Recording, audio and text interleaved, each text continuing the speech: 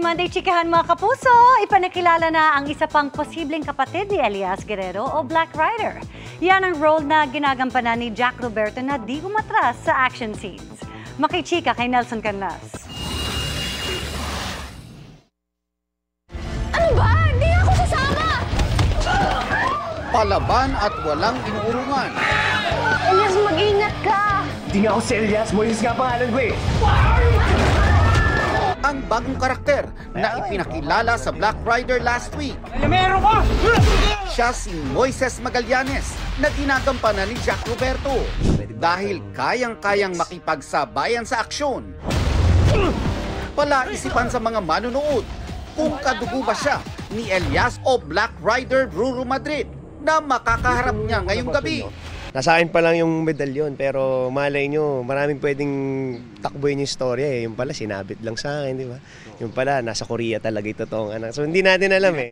First time daw makatrabaho ni Jack si Ruru sa isang full-length serye at napahanga siya sa pagbabago sa Action Prince.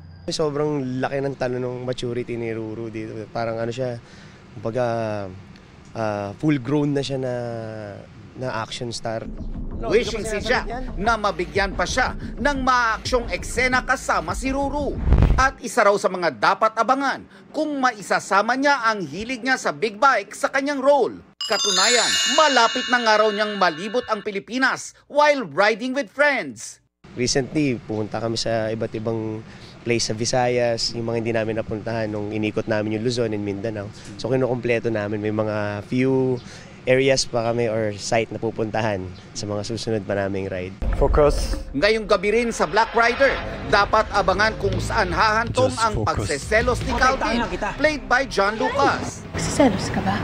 Kina Vanessa, played by Yasi Pressman, at hired assassin Adrian Park, na ginagampanan ni Oppa Kim Jisoo.